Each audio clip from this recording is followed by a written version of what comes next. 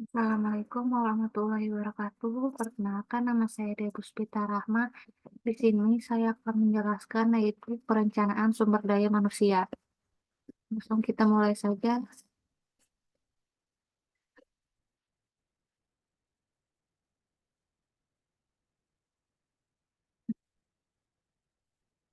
Perencanaan SDM atau sumber daya manusia.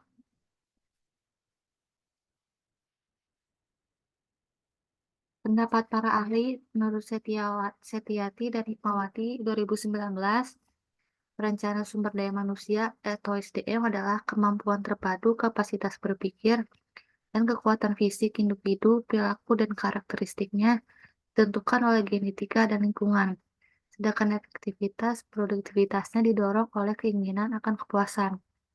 Kemudian menurut Ali 2021, sumber daya manusia merupakan suatu hal yang sangat penting bahkan tidak dapat dipisahkan dari suatu organisasi, baik itu organisasi maupun perusahaan. Sumber daya manusia juga menjadi kunci penentu perkembangan perusahaannya itu.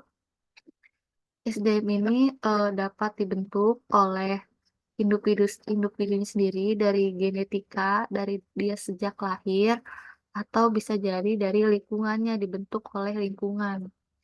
Seperti itu. Nah, SDM juga sangat penting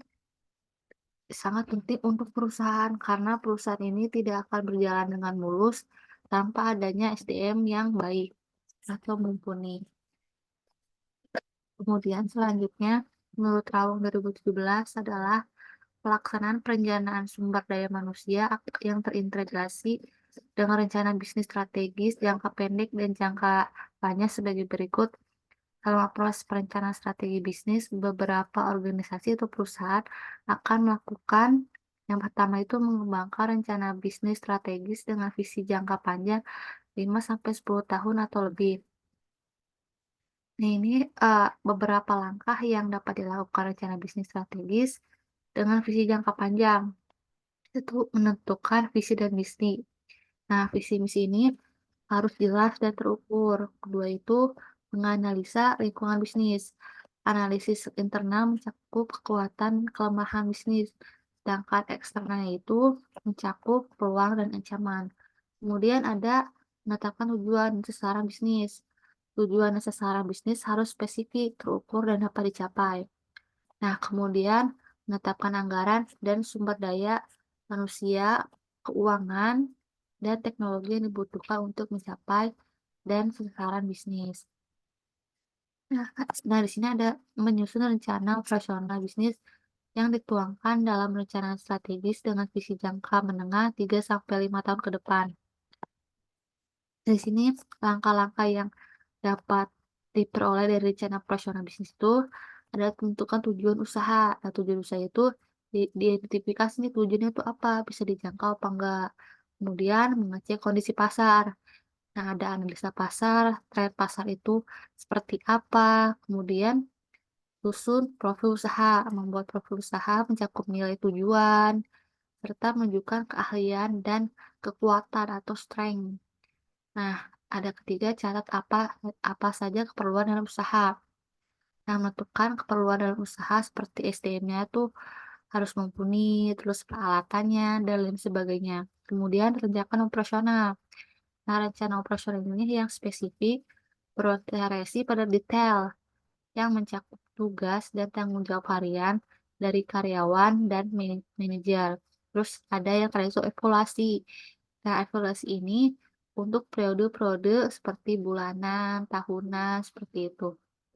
Kemudian menyusun rencana aksi berupa anggaran dengan visi tahunan dalam 1 tahun untuk menyediakan anggaran tertentu dan pelaksanaannya. Nah, langkah-langkah yang dapat di visi tahunan itu ada pengumpulan data. Nah, data itu dikumpulkan nih informasi apa saja untuk proyeksi penjualan, biaya operasional, dan investasi yang diperlukan. Kemudian ada penetapan tujuan keuangan. Nah, tetapi ini tujuannya itu berapa, labanya berapa, laba kotornya berapa, target penjualannya itu mau seperti apa, dan laba bersih seperti apa. Kemudian ada penyusunan anggaran. Nah, penyusunan anggaran ini mencakup banyak aspek, termasuk pendapatan, biaya tetap, biaya variabel, dan investasi.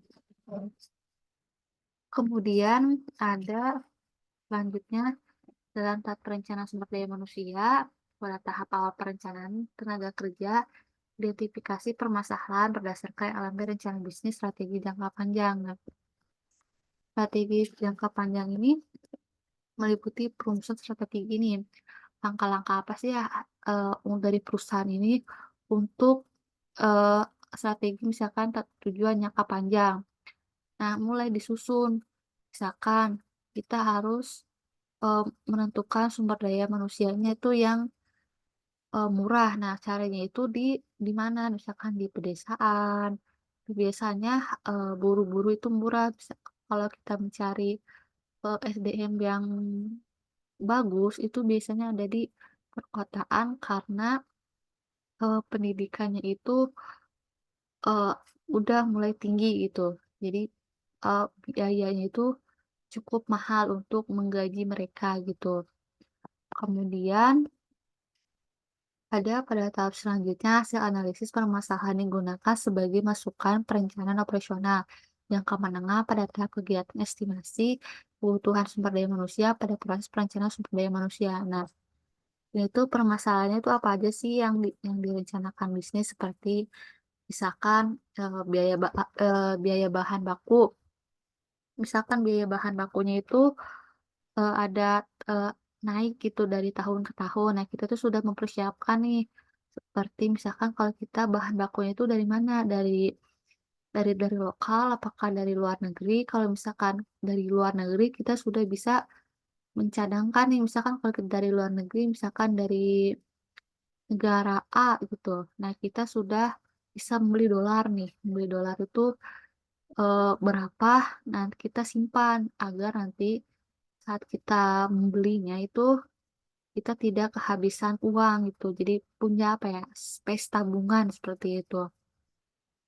Nah, yang terakhir itu ada hasil estimasi kebutuhan sumber daya manusia digunakan sebagai masukan yang sangat diperlukan dalam penyusunan anggaran tahunan pada tahap perencanaan sumber daya manusia. Nah, kebutuhan sumber daya manusia itu apa saja sih? Kayak misalkan buruh kasar, terus kerja kantoran, lalu staf-staf yang lebih besar seperti manajer, seperti itu, terus ada SPL atau supervisor itu sangat diperlukan karena, ini tuh disusun nih anggarannya tuh seperti apa, misalkan gaji buruh itu seperti mau digaji berapa, gaji staf itu mau digaji berapa, seperti itu. Lalu dicatat gitu.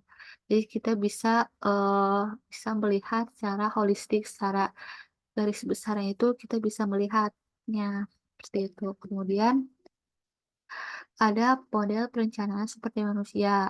Perencanaan sumber daya manusia mempunyai 4 aspek yang masing-masing aspeknya adalah perkiraan jumlah staf yang dibutuhkan. Nah, ini tuh kita harus bisa, memperkirakan nih jumlah stafnya itu yang diperlukan seperti apa. Apakah 10 orang itu terlalu banyak? Apakah 10 orang itu terlalu sedikit? Itu bisa eee, kita perkirakan, estimasikan seperti itu. Terus yang kedua itu menentukan sumber daya manusia yang tersedia dalam organisasi audit sumber daya manusia. Nah, sebelum sebelum kita, eee, itu jadi, ada namanya itu, interview. Jadi kita bisa menyeleksi SDM-SDM yang berkualitas, lalu ada medical check up, yaitu kita menjaring, SDM-SDM yang unggul gitu, yang tidak korupsi, yang tidak fraud, korupsi, yang tidak, menyalahkan kewenangan, yang bisa jujur gitu, yang loyalitas kepada perusahaan. Kemudian ada analisis keseimbangan penawaran permintaan, analisis penawaran dan permintaan. Nah, misalkan kita lihat nih, apakah kalau semisalkan yang melamar itu banyak, berarti supply-nya itu berlimpah gitu. Jadi kita, bisa, menggaji mereka dengan, seperti kayak di bawah UMR juga bisa karena ini tuh karena suplainya melimpah gitu walaupun dibayar misalkan di bawah sedikit dari UMR itu mereka juga banyak yang mau melamar gitu. Nah, sedangkan kalau misalkan suplainya itu rendah, Nah, ini bisa jadi, UMR itu bisa jadi naik gitu, karena demand-nya itu banyak gitu. Jadi, eee, jadi ada ketimpangan gitu. Kemudian itu ada program aksi. Nah, itu harus dari semua rencana ini, pelaksanaannya itu harus sesuai dengan rencana yang diawalkan. Mungkin ada beberapa yang terkendala, tapi sebisa mungkin, bisa dilaksanakan dengan sebaik-baiknya.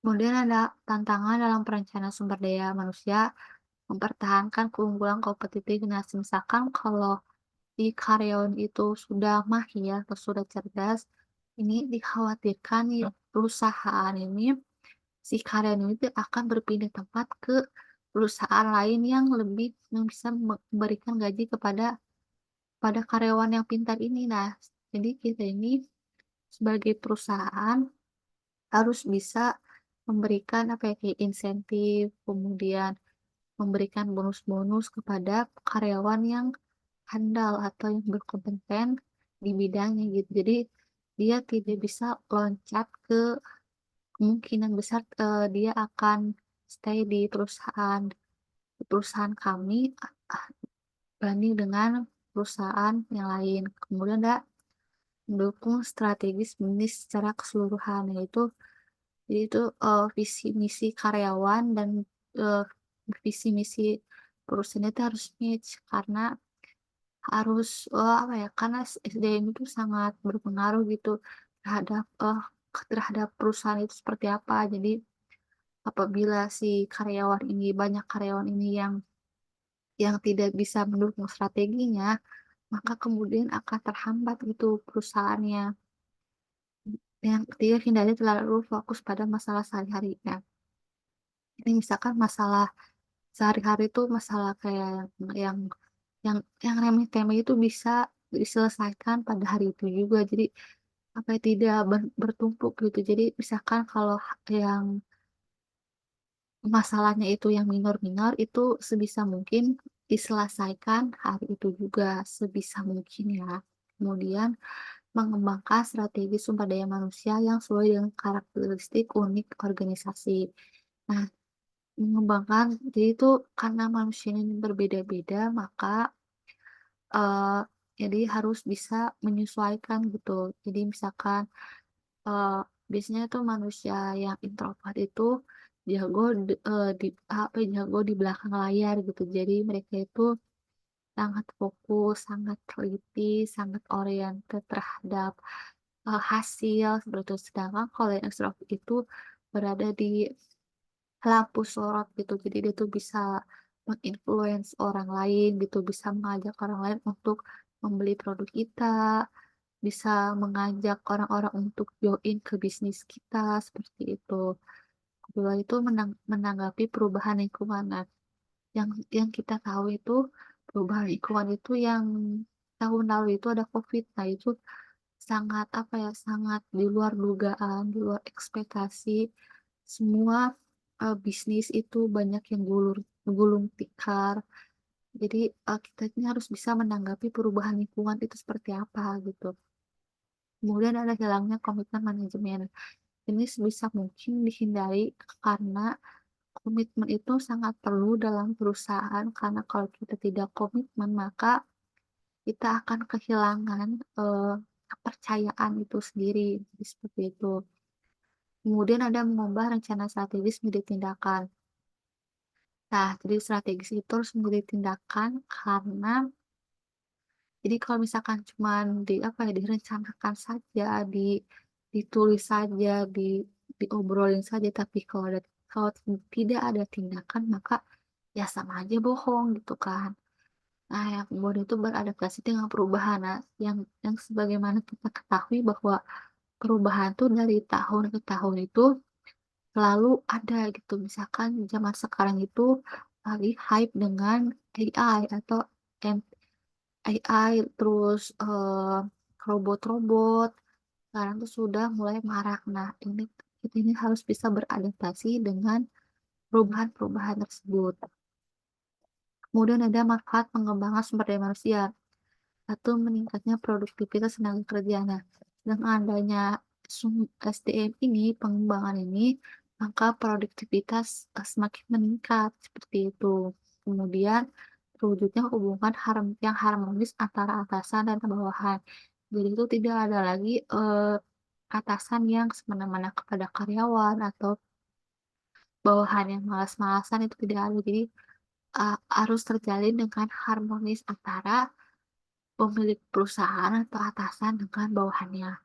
Kemudian memiliki proses pengambilan keputusan yang cepat dan akurat. Jadi, manfaat dari SDM ini, pengembangan SDM ini mampu mengambil keputusan yang cepat dan akurat karena dari pengalaman-pengalaman sebelumnya, jadi kita bisa ada pattern atau pola yang bisa kita membuat keputusan itu cepat dan akurat. Kemudian ada meningkatkan semangat kerja seluruh anggota organisasi. Nah, salah satu dari manfaat pengembangan SDM ini, kita tuh jadi dapat semangat atau, termotivasi untuk, eee, dapat, eee, termotivasi itu misalkan kita dapat insentif, kita dapat bonus, kita dapat hal-hal lain yang menyenangkan. Kemudian mendorong sikap terbuka dari manajemen, itu misalkan kita ada yang kurang kurang kurang suka nih, kita bisa, eee, berbicara dengan HRD-nya, baiknya itu seperti apa yang harus dilakukan gitu. Jadi bisa duduk bareng gitu, kita bisa mengurai masalah itu. Kemudian memfasilitasi komunikasi yang efektif. Itu kita tuh bisa apa ya, bisa ngobrol, kita bisa berkomunikasi yang efektif, bisa asertif, tidak menyalahkan satu sama lain, tidak dengan nada yang tinggi. Jadi dengan asertif itu, komunikasi yang efektif itu mampu menciptakan, eee, kenyamanan dalam perusahaan itu. Lalu menyelesaikan konflik fungsional. Di manfaat dari pengembangan SDM ini dapat menyelesaikan konflik nih, konflik fungsional seperti itu. Nah, di sini ada daftar pustaka atau, referensi. Nah, teman-teman bisa lihat di sini. Nah, ini presentasi dari saya, cukup sekian. Nah, cukup sekian presentasi dari saya. Apabila ada salah kata, mohon dimaafkan. Wabillahi taufiq wal hidayah. Wassalamualaikum warahmatullahi wabarakatuh.